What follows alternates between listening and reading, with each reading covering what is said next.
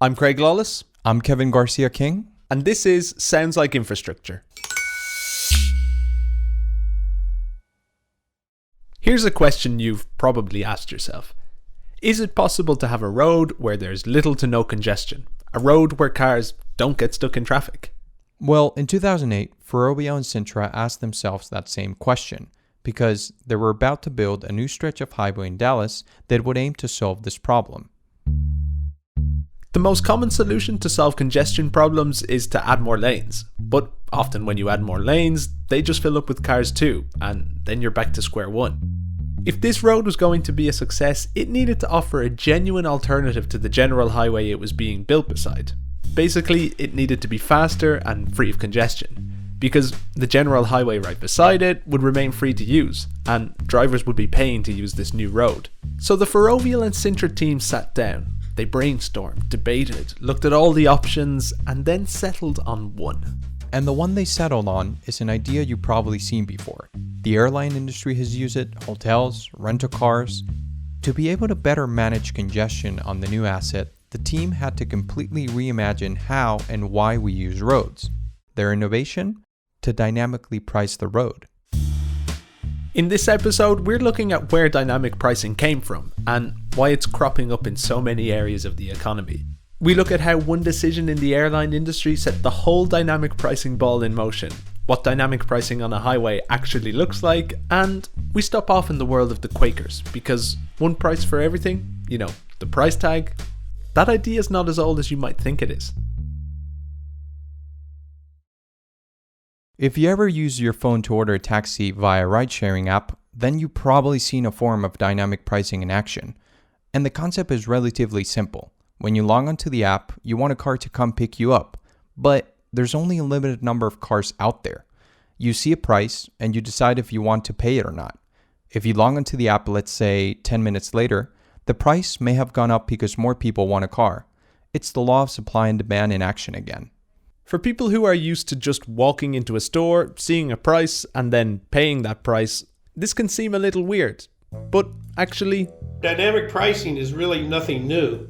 That's Dean Boyd. I'm a long-term practitioner of dynamic pricing and revenue management. Dean has been working with dynamic pricing since the 70s, and according to him, this way of pricing things, essentially having no fixed price, it's actually how we used to always price things. Dynamic pricing goes back to when humans first got into selling things at the markets or the souks or the bazaars.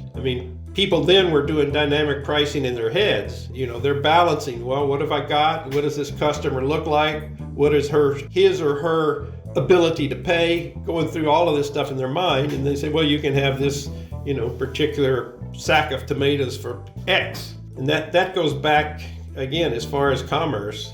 Back then, everyone paid what they thought was reasonable. It's a dynamic price because it's not fixed. If you walked into a store and had all day to haggle, you could get the shopkeeper to lower the price. If someone walks in behind you and has somewhere to be by noon, they have no time to haggle, and so they'll pay more for that sack of tomatoes. That's what dynamic pricing is about. But this all changed in the 1800s when one religious group, the Quakers, decided to introduce a new system in their stores.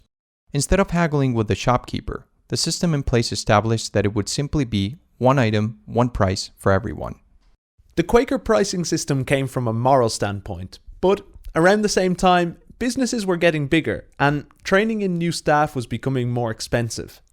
If you were working in a store in the 1800s, there were all these variables you needed to know to perform a haggle. Things like minimum price, when to stand your ground, and it took time to learn all that.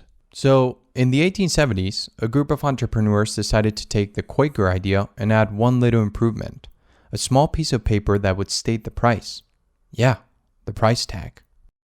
These entrepreneurs saw the price tag as an opportunity. Now they didn't need to train clerks how to haggle. They could grow their businesses and focus on what they really wanted, making really big stores. Two of these entrepreneurs were Roland Hussey Macy and John Wanamaker.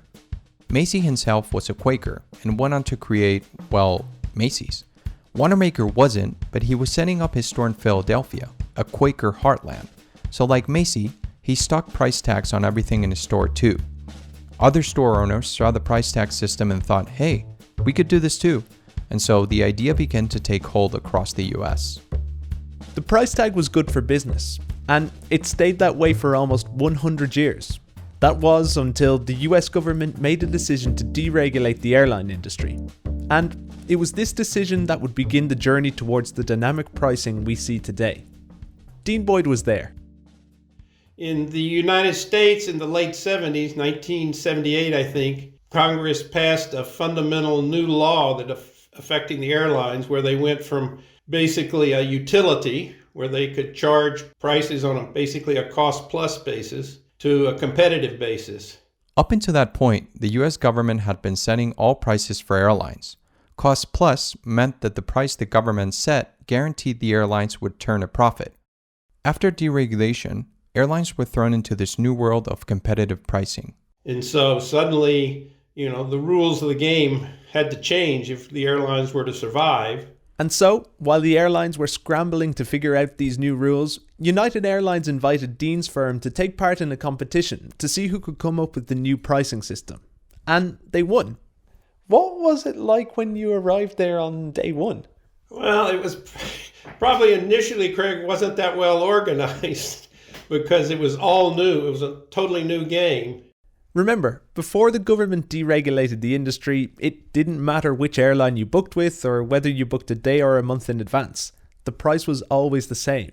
So, Dean needed to find a better way for United to price the seats on their planes. We definitely did a lot of questioning and trying to understand how the business worked. One of the important dimensions of the pricing was the time dimension. And time really was the perfect variable to play with to help sell more seats. A family that wants to pay a cheaper fare will book their seats in advance to save a bit of money. United will fill part of the plane with these travelers, wait a few weeks, increase the price, wait another few weeks, increase the price again, and sell the expensive last-minute seats to business travelers who are willing to pay more. The business traveler gets his last-minute seat, United make a profit, and the plane is full when it takes off. Airlines are still in the business of flying people around, but they can do it a lot more profitably if they price well. For Dean to help United price well, he needed to look into all the variables of a particular flight, the things that change and would allow the price to change too. Again, the key variables are the dynamic ones. What day of the week is it? What time of the day is it? Because that's where demand is varying against supply, so that's what you want to price against. And so they got to work fine-tuning these basic variables, like the time of year, whether it's Christmas or Valentine's, do more people want to fly on a Friday, and they priced accordingly. Later, all sorts of secondary and third dimensions got added, but that was the focus initially. This new system of pricing, basically another form of dynamic pricing, worked so well that all the other airlines started to get on board. 10 or 12 years later, everybody was doing it because that was the only way to get the best value out of your assets and survive. Fast forward to today and... There's a lot of businesses that have implemented dynamic pricing. Amazon, anything e-commerce related nowadays. You got ride sharing, hotels, airlines, even your electricity. What you pay for electricity, the rate that you pay, is not the same as, you poll 10 other people in your same neighborhood. By the way, that's Andy. Andy when? Andy works in marketing and customer engagement for Cintra, who a few years back thought, could we use dynamic pricing to improve a trip on one of our roads? They decided to get a team together, which included Dean Boyd and this guy, John Brady. I lead the team that handles our traffic forecasting and pricing algorithms. And on his first day in the office, he started brainstorming ideas for this new pricing system straight away. I was working on the pricing algorithm before there was even a road to apply it to. The basic problem in Dallas, where Ferrovial were now building a second highway, was that the existing general highway was full of traffic.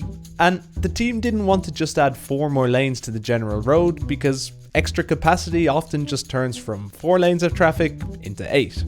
Even though the new highway was going to be tolled, a traditional toll road wasn't going to cut it. They needed something that would add value to the driver experience because drivers would still have the option to use the free, non-paid lanes no matter what. The challenge for John and his team was to find a way to stop traffic building up on the new highway while also coming up with a new system that would allow drivers to hit a minimum speed of 50 miles per hour on their road. They wanted drivers that use these lanes to have a faster, more reliable trip. Because it was essentially a supply and demand problem, the team fell back on a dynamic pricing model inspired by the airline industry. To make it work, they first needed data. It all starts with the measurement. For us, the only way to do that is to have an incredible amount of traffic sensors so that you can understand the value, the customer experience from end to end on the highway. And the customer experience is all about going fast and not hitting traffic. Easy to say, but difficult to implement.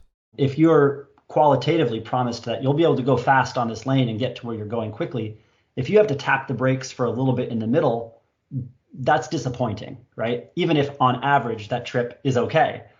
The sensors that are taken in traffic measurements tell the team whether the highway is busy or not.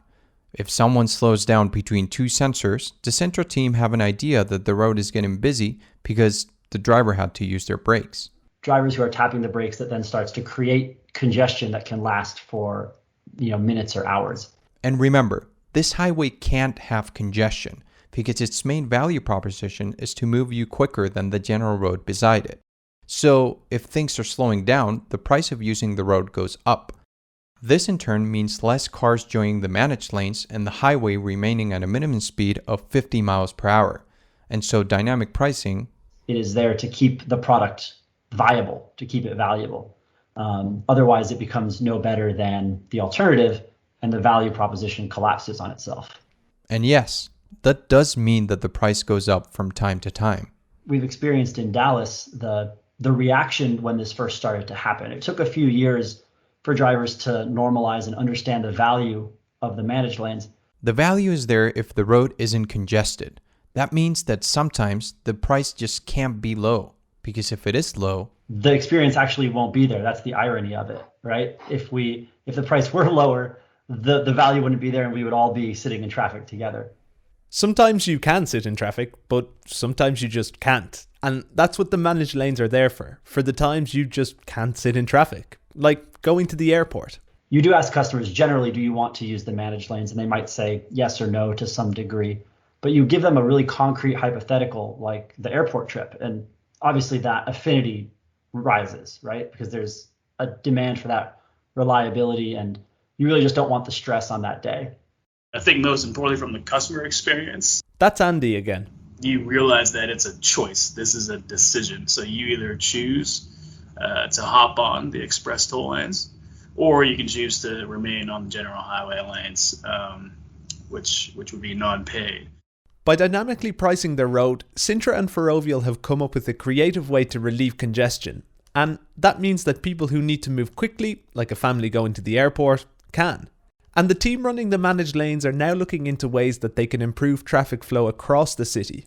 There are lots of plans and many that we participate in that can help divert demand off of the highway, using a share of revenue to support transit, for example.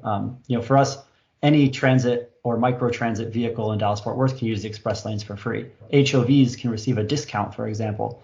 There are ways to start to try to increase the mobility on the corridor while still preserving the value of that managed lane. And those are the kinds of policies that I think deserve more serious thinking, more collaboration to ensure that we can continue to move more people on the very limited pavement that we have. Today, we're in this hybrid world of dynamic pricing and price tags, and as technology improves, there's no doubt we'll see it crop up in more areas of the economy. But whether the price tag will disappear forever, we'll have to wait and see. Sounds Like Infrastructure is produced by myself, Craig Lawless, and Kevin Garcia King. Craig was our editor for this episode, and we'd like to thank John and Andy from Cintra, Chris Dunkley at the Drinks Exchange, and Dean Boyd, who has actually just retired. I retired as of this past January. Chatting to Dean, we realised he had a fantastic career, so congratulations, Dean. Ferrovial is on Facebook, Twitter, and Instagram, and if you like this episode, share it with a friend. You can also tweet us at Ferrovial if you have any infrastructure stories you want to share with us. This is Sounds Like Infrastructure. I'm Craig Lawless. and I'm Kevin Garcia King.